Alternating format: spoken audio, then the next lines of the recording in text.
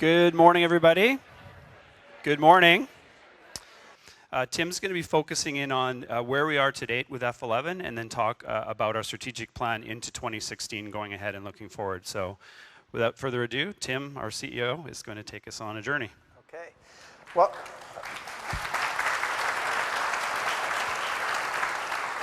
good morning and welcome everybody, and thank you very much for coming today. Really appreciate your time. I would like to think when you walk away from today, you'll kind of understand our plan for the future at BCAA, what we're looking to do. You'll have a better understanding of what you do and how that impacts our plan, and ideally, you'll be kind of excited about it. 4 kind of messages for you. The first one is, well, let me back up for a second. How many people would say, that are here now, how many people would say you're basically optimistic about stuff in life? And then I'll ask how many people would be pessimistic. So how many people are basically optimistic about life? Okay. How many people are honestly answering this question? Now, how many people are basically in life pessimists? Just 1, 2, 3? That's it?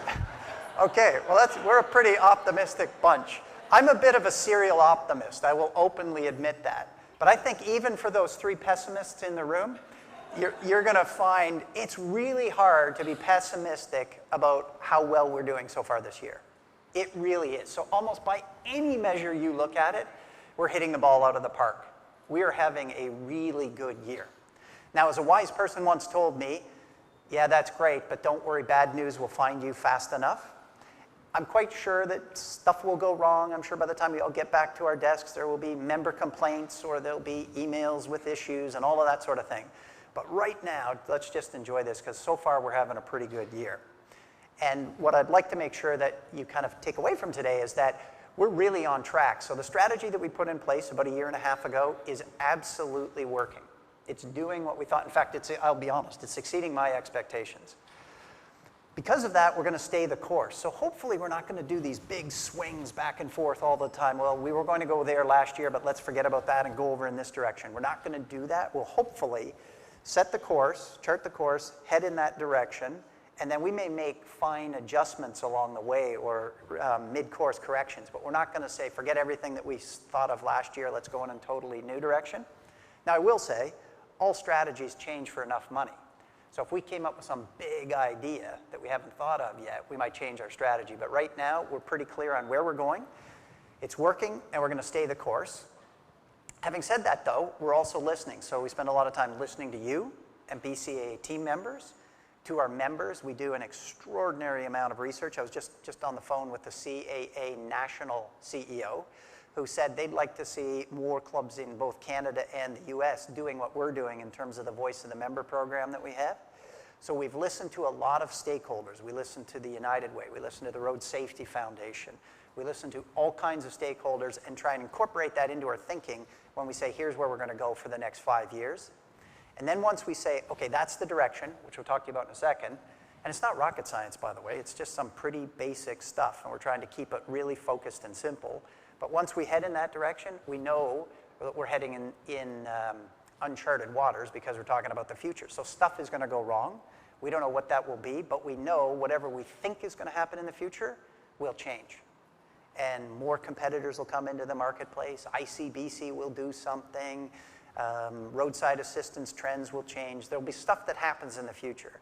And one of the really important things that you can each do is help us deal with the change, because it's going to happen. We'd be nuts to say, well, let's just assume everything is the same.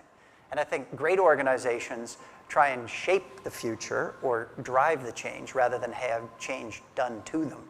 And I think team members, generally speaking, don't resist change. They just resist change that's done to them. So if we can participate in the change, we'll be in much better shape. But whatever is going to happen, change is certainly one of the things in the future. So those are kind of the 4 core messages for you in today's 1-hour session.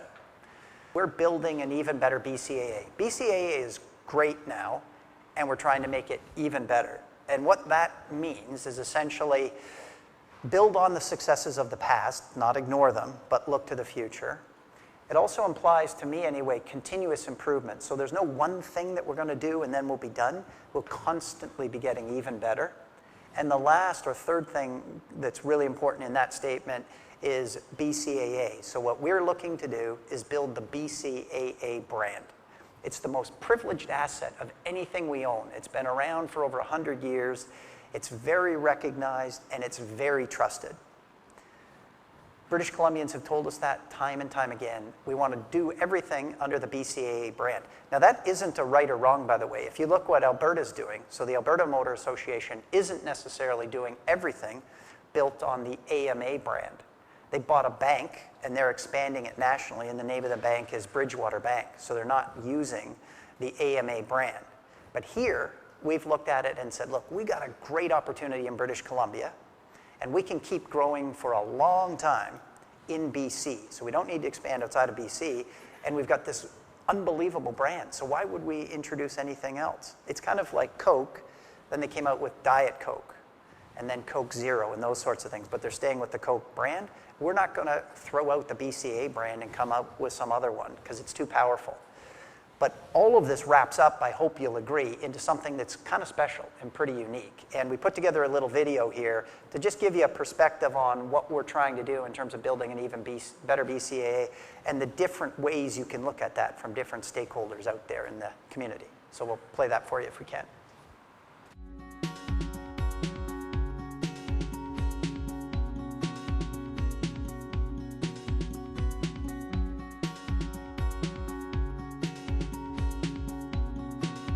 So I was driving in Vancouver and it had started to snow, and I noticed that my truck was acting up. So I decided, no, I'm going to turn around. I'm going to head back home. And then my truck died. I couldn't get it started. It was snowing really, really badly. I made a phone call to BCAA. I didn't know if I'd reach someone right away. When I told them that I had a 4-month-old in the car, they said we're on our way, and it was a huge relief. To have the BCAA coverage for myself, it was a really big thing to have peace of mind, to have that one moment to make that phone call. I've had a membership forever, and I will always be a lifetime member of BCAA. We received a phone call from my son who had arrived at home to open doors and asked if that was normal, and we said no, we should call the police, and upon doing so realized that we had a house robbery. There were so many things that were taken that were irreplaceable.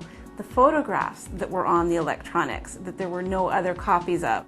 So we placed our first phone call, and the response time was almost immediate because they were so knowledgeable, so helpful, and they didn't demean us in any way. I would just encourage you to keep doing the great job that you're doing, and you should feel good about what you do because you do impact the lives of people, and you definitely had a huge impact on our life, and we're very grateful for the assistance we've received.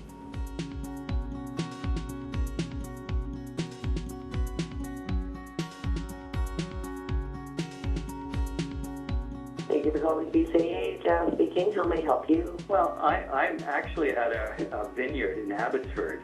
I went out, and the car is not even a peep out of it. So if it's towed beyond the 5-10 kilometers, it's how much per kilometer? You know what? I'm just looking at your history here, Mr. Lee. My You've been a history's good, member. isn't it? Yeah, you've been a member since 1980. That's right. I think I can handle covering you to where you need to go. Okay, I appreciate that. Yeah. Yeah, my history's pretty good, isn't it? Awesome. Yeah. He's on the way right now, Okay. which is great news. And so we're sending a BC service driver 99% of the time that gets you going. Thank you, Jess. You're All right. welcome. Bye-bye. Bye. What I like most about my job is that it gives you satisfaction that you're helping somebody. I think creating an amazing experience for our members is showing them that they are valuable to us. When they're on the phone, you treat them like they are the only person that you've talked to all day. Usually they're in a stressful situation, so you have the ability to calm them down and rescue them, really, and feel like a hero. What I like about my role is serving the public because I'm passionate about people. Yesterday, one of my clients, Margaret, came into our service center wanting to renew her Travel Gold insurance. Cost was a big thing on her mind. I saved her about $150 and renewed her plan according to her wishes. She was absolutely thrilled. The members and the clients trust us. I couldn't ask for a better team, and I love it here. Whenever I'm speaking with someone, I always try to envision myself in their shoes. Say someone's bike just got stolen, I would think, well, you know, what if my bike just got stolen? I would want the person on the other end to be as helpful and as compassionate as possible. I'll gather the important details, but I'll also make them aware that, you know, I'm actually listening to them and this isn't just another file for me. And just remember that I'm helping people. It's not just a job. It's actually helping people in their time of need.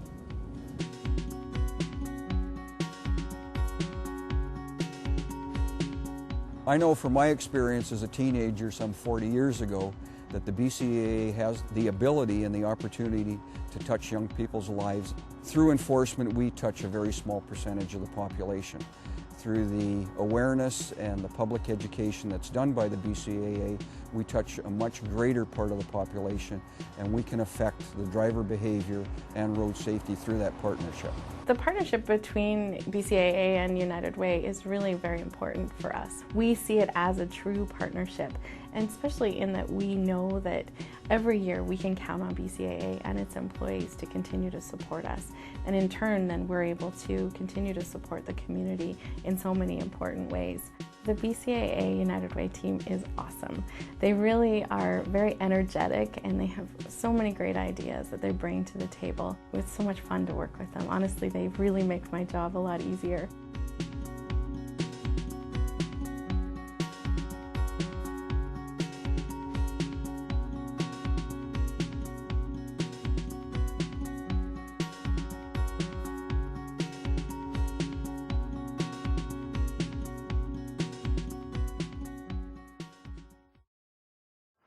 Okay, and thanks to the corporate communications team for putting that video together for us. What I hope you all feel, because I certainly do, is a tremendous sense of pride when I watch that, because we're about creating more than financial value. We actually enrich the lives of British Columbians every day, and we do that with the Road Safety Foundation and our partnership with the United Way, and in helping to deliver an amazing experience for our members.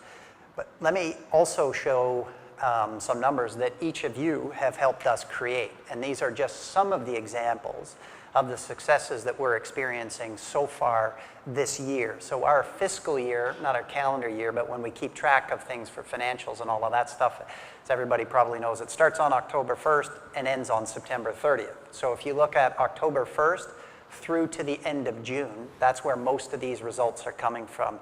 And man, are we on a roll right now. Again, we're not perfect, but there's a lot of good news in here. So let's just have a look at some of it. So the first point is we're growing. And when we grow, good things happen. And we've fixed some things that weren't quite as good. So we had declined for 13 straight months. Our membership, compared to the month in the year before, had gone down for 13 straight months in a row.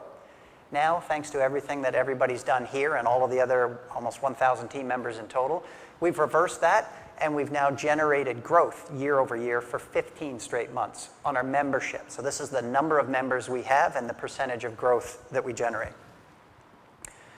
We're also beating our targets, which is really important because maybe sometimes in the past we've set goals that were a little too high. We put in a whole bunch of spending to go along with those goals in our budgets. Then when we weren't hitting the goals, we turned our attention to, we got to reduce our spending again. And this year, not the case. And in fact, we are ahead of our budget and well ahead of last year in terms of revenue. So down the left-hand side there, those are millions of dollars. So we're well ahead of last year, and we're well ahead of our budget. And that's remarkable performance, because that means we're pretty good at what we said we were going to do. And our formula is pretty simple. We say what we are going to do, and then we do what we said we would do. And that's what everybody's helping us do so far this year. And it makes it much easier for everybody to plan, because then we know what we can expect a little bit more. And that's growth, which is absolutely fantastic. We're also, while you're helping us to grow, it's a pretty simple formula. We're selling more, but we're also spending less. Now, if you compare it to both last year and what we expected, I will tell you there's a little bit of distortion in here, because in here we still had some costs last year associated with exiting or changing our travel distribution strategy. So that looks really good when you compare the amount of money we've spent so far this year to last year. It's a little bit distorted, but we did budget, and we are beating our budget. So you're helping us to sell more, while at the same time spending less. Not a lot of companies can do that, and you've helped us do that, so that is absolutely fantastic. And as a result of that, it means we get financially stronger. And here's what happens. So a year ago at this time, we had we're really a not-for-profit, but if you were to call it our profit or our operating margin, which you'll hear us talk about a lot, a year ago at this time, we had made about $2 million. By the end of June this year, we've made over $9 million.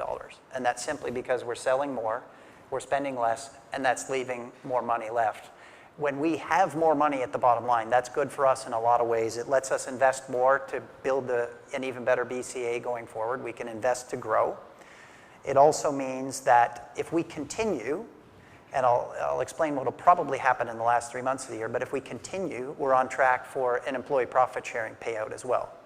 So I don't want to jinx it, and I don't want to bring the bad mojo down on us and that sort of thing. But if that continued, we'd be in pretty good shape, and we would be paying out employee profit sharing this year. Maybe not the whole amount, but we'd be giving every BCA team member a check.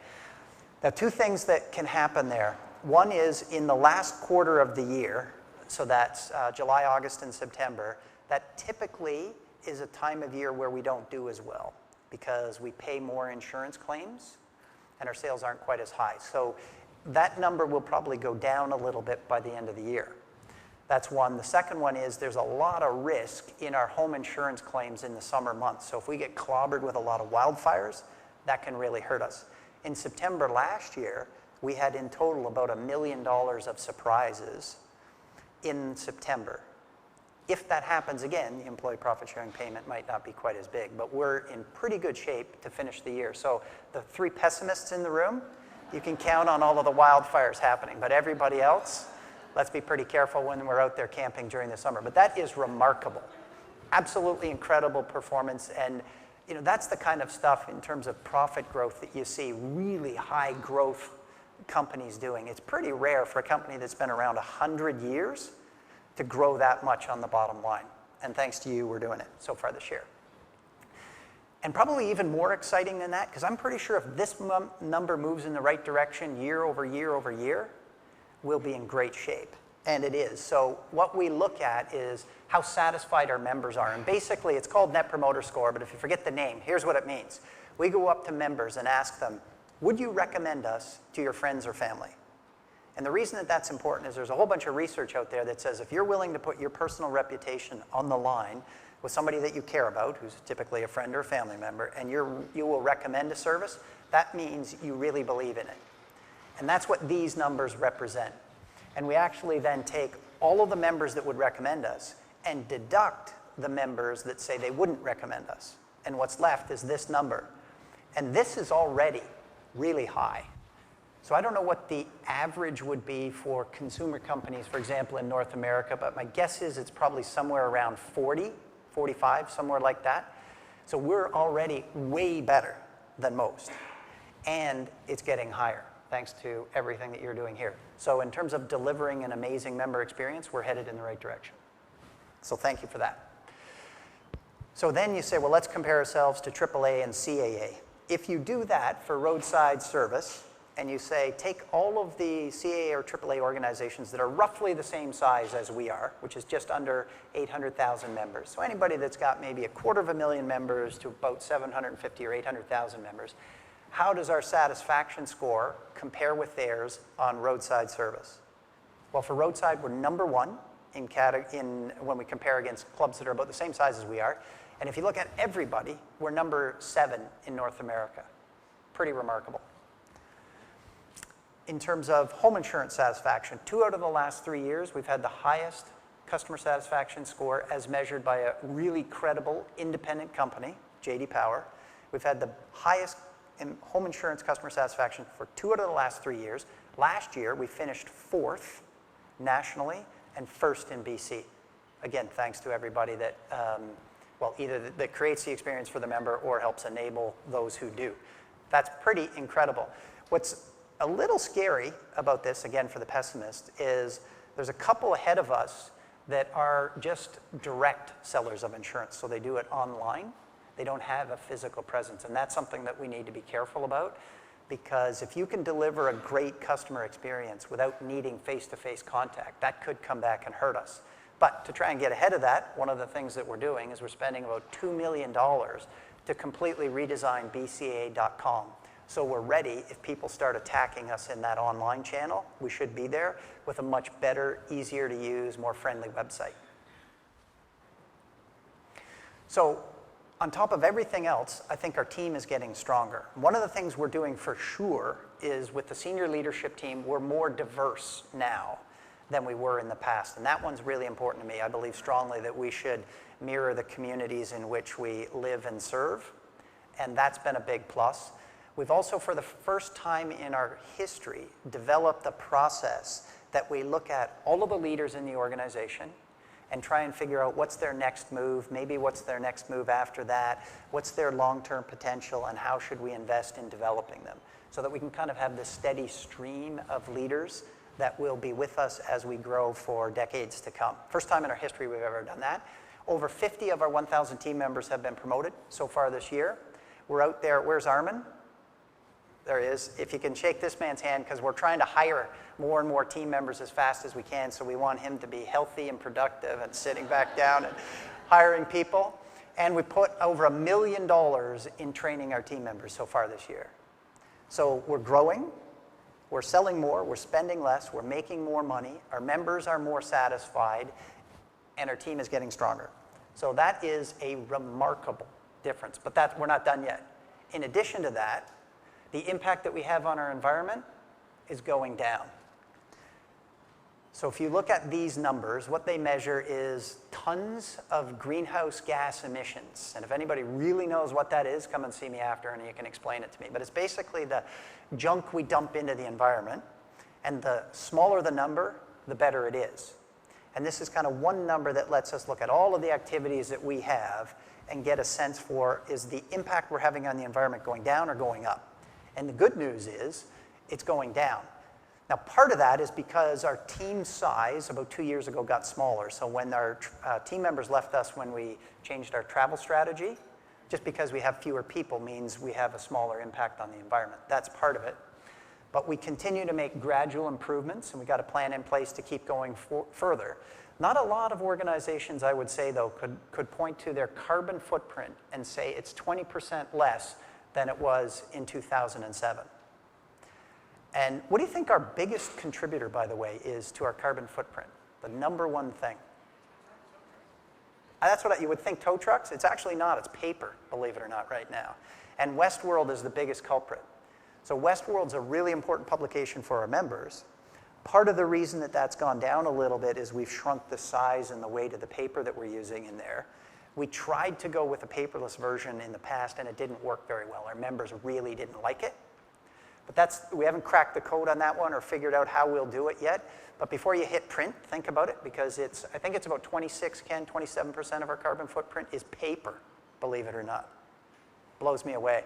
So we want to be careful about that. Our long-term plan calls for us to hold at what 2010's carbon footprint is. So we're going to get bigger. Remember, every year we're going to get bigger, but we're going to keep our carbon footprint the same level as it is today. Or that's what we're going to try and do. And you can each help us. But thank you so far for the role that you've played. Still not done. What else are we doing? We're trying to get out and reach into the younger communities a little bit so that they're members in waiting, if you will. And our team just won the Canadian Public Relations Society National Award of Excellence for the Dry Grad video that they produced, which was trying to engage teenagers in a medium or a vehicle that works for them to talk about the benefits of having an alcohol-free graduation event rather than drinking and driving and that kind of thing. Really powerful. Won a national award for it. We also won. We've made a huge progress. I'll talk on the Road Safety Foundation for a second. We just had, I think the number, is Alan here? Maybe not. I can't recall the exact number, but I think we're up to over $100,000 the Road Safety Foundation has now raised for Alexa's bus, which is incredibly powerful. And just had the golf tournament a couple of weeks ago, raised a near record $72,000. So making a lot of money to make our roads safer in BC. And the United Way Spirit Award, we won for, it's called the Quantum Leap Award, and it's given, we won in the large company category, which is pretty tough to win, and it represents the biggest increase in employee participation in the United Way.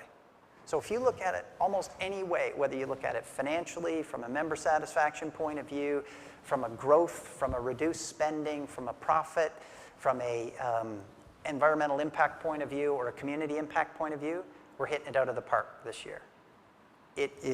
We're really on a roll. Again, bad news will find us soon enough, I'm sure, but we're on an incredible roll right now. What we'd like to do is continue to build that momentum, for the next 5 years.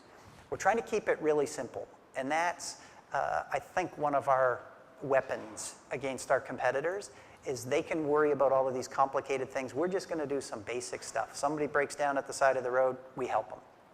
Somebody buys a home, they have to insure it, we help them with that. And if they have a problem, we're there for them, and we're there really quickly, and we help them really well. All of that, I mean, that's it. We're in the business of managing risk. They give us money, we take on a risk, but when they need us, we're there for them. It's that simple in one sense. So let's show, one of the things though that we touched on at the very beginning, that we were trying to listen more. A lot of team members told us in the past, the plan makes sense, I understand it, it just doesn't wrap me emotionally yet, it's not reaching me enough. So what we're trying to do is make it a little bit stronger emotional connection between what we're doing, what you think, and what our members experience. So one of the stretch targets that we put in our strategic plan, and if you can start to wrap your minds around this, we haven't figured it all out yet, but the mission is probably just a fancy word for why do we exist? And if you forget all of the detail and everything, we probably exist to spark or to ignite, to get to a place of unparalleled loyalty. So there are lots of member organizations out there. If you're a member of the Boy Scouts or the Girl Guides or a golf course or anything like that, or a credit union, you could be a member. We would like to have our members with an unparalleled level of loyalty. So they're so loyal, you just don't see that in other organizations. And we'd like to spark that or ignite our members into that kind of feeling. Not easy to do, but that's kind of what we're here to do. Build that member loyalty and take it to a whole new level, and we'd like to get there within the next 5 years. Now, coming down from there, what's our vision over the next 5 years? And it's really anchored around trust. What we tried to do in this most current strategic plan is take our values and put them right into our vision. So we would like to be, our vision, and we could get there in 5 years, is to be the most trusted organization in British Columbia and be absolutely, totally famous for just doing the right thing. And the reason, and we got some feedback from team members, so doing the right thing is part of our values. What we've done is taken the values and weave them right into that vision statement. So if you come into work every day and you say, what am I here to do? Well, I want to somehow help BCAA become the most trusted organization in BC. And so we're all famous for doing the right thing. And if we're guided by that, because there's 1,000 of us, we can't all consult with each other every time before we make a decision. But if we just said, we want to be the most trusted organization in BC, absolutely famous for doing the right thing, now what do I do? That'll guide us as well as anything else that we could possibly come up with. I'm totally convinced of that.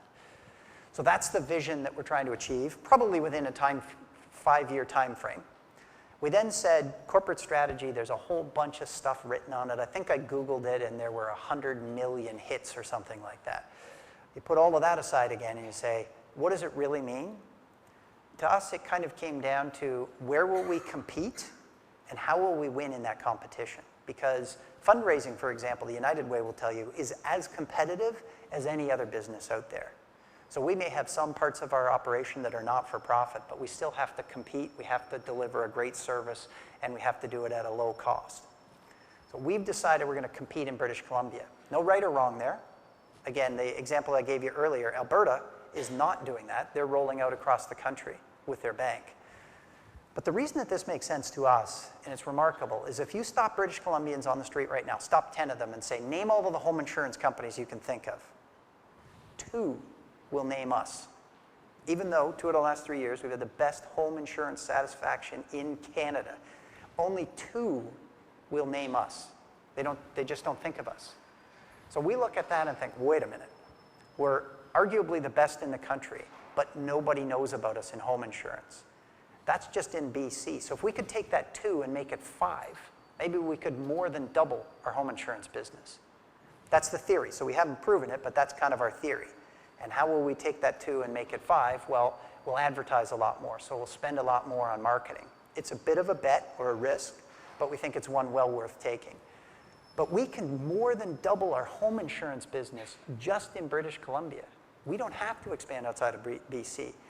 And we know BC better than our competitors. So from our point of view, that just makes sense. Let's not try and get too fancy here. Let's not go too far, and let's not go into China and all of that. Let's stay in BC. We know it. We know it better than our competitors. That's where we'll compete. And we'll do it in 3 kind of business lines that we pretty well understand today. Anything automotive, anything home, and personal insurance, which would include travel, medical, life insurance, and those sorts of things. So if you think about it, that's the sandbox that we'll play in. We can do lots of stuff in that sandbox, and it's a pretty big sandbox, several $1 billion. But that's where we're going to concentrate, and we'll do it in the market where we think we're better than anybody else.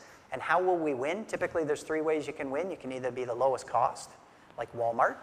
You can be the most innovative, maybe like Apple. Or you can have the best member or customer experience. And we picked the last one. So it still means we'll have low costs, and we'll be innovative. We'll come up with new things, but we'll have the best member experience, better than anybody else, and that's how we'll win. We'll compete in BC in auto, home, and personal insurance categories, and we'll win by having a better experience than our competitors. That's kind of the essence of our strategy. And we spend a lot of time, particularly the executive team, thinking, okay, that's a lot to absorb. It's kind of complicated. Let's boil it down to one thing. There are 1,000 things we'll have to do over the next 5 years, but what's the one thing, just the one thing that we have to do better than everybody else? What's that secret one thing?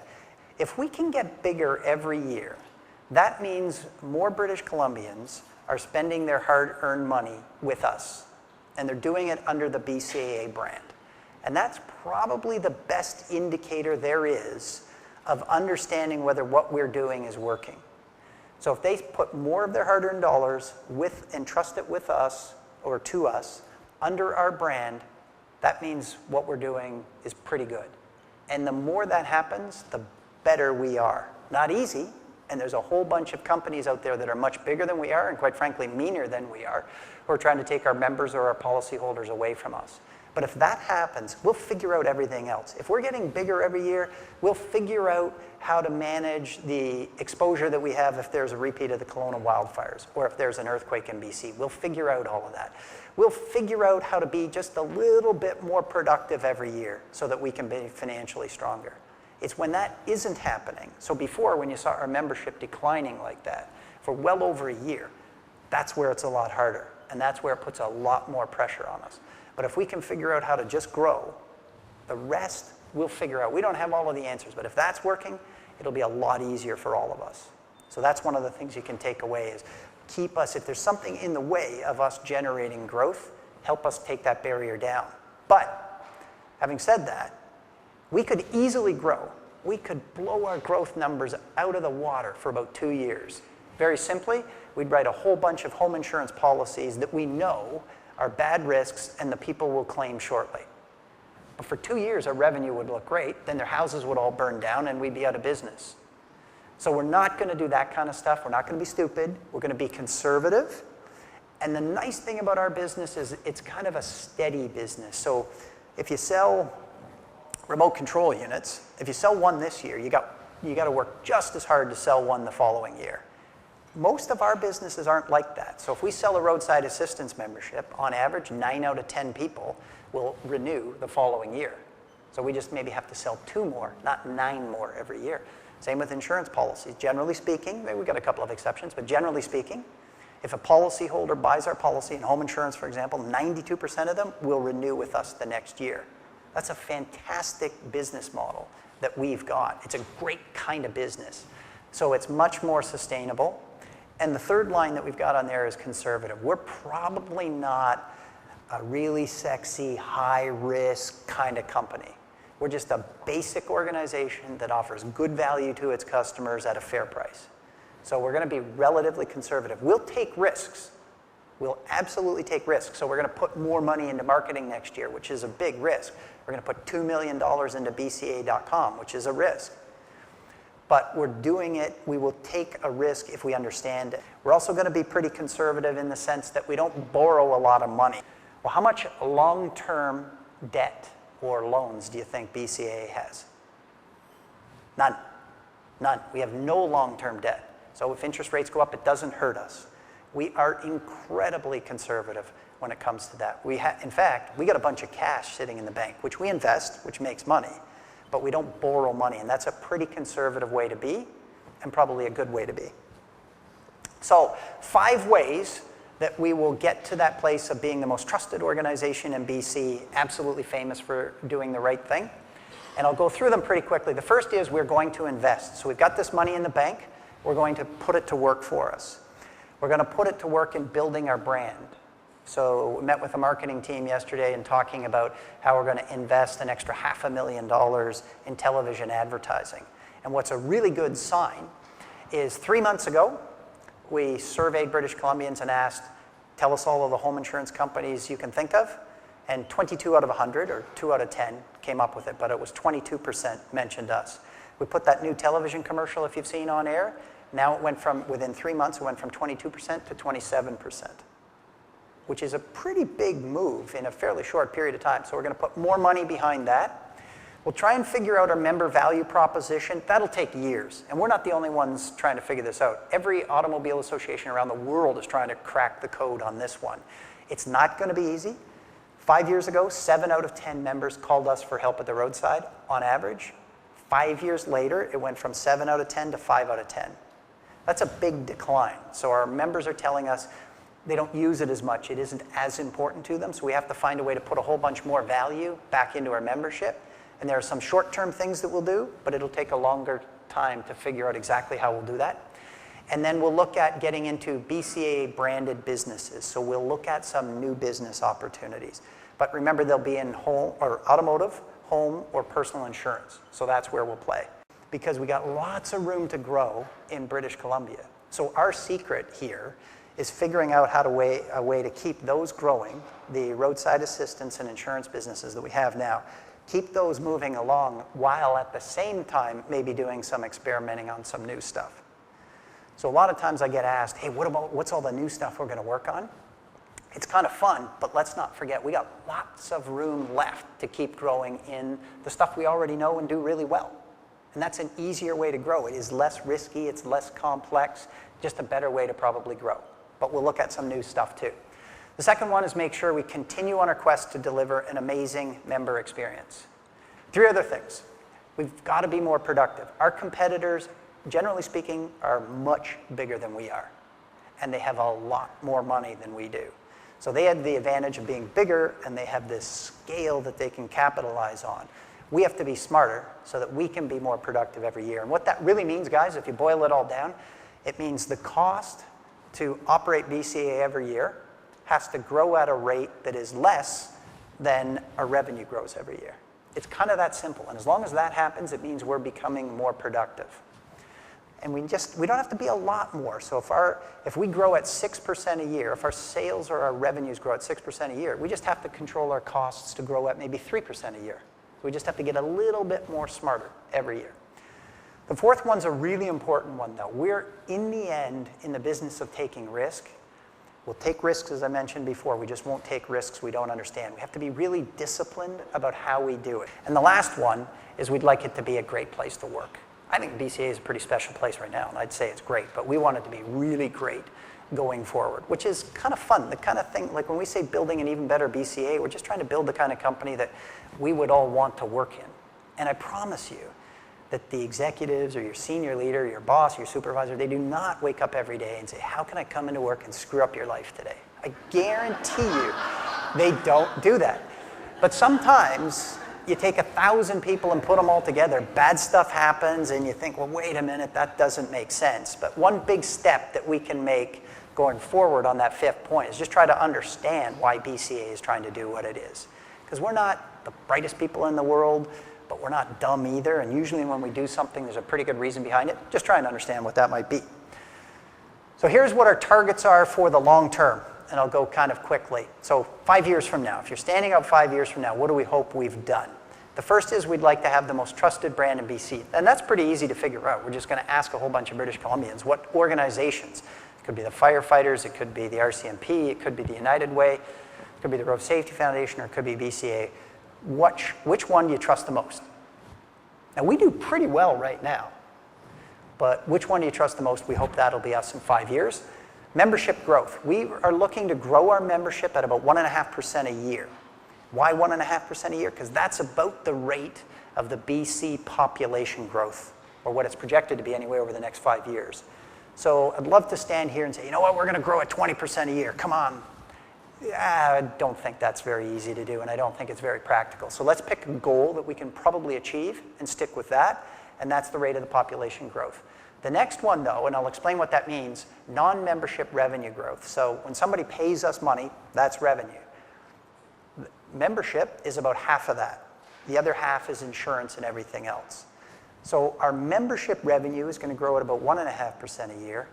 The other revenue, we want to grow faster at 6 or 7% a year, and we think we can do that.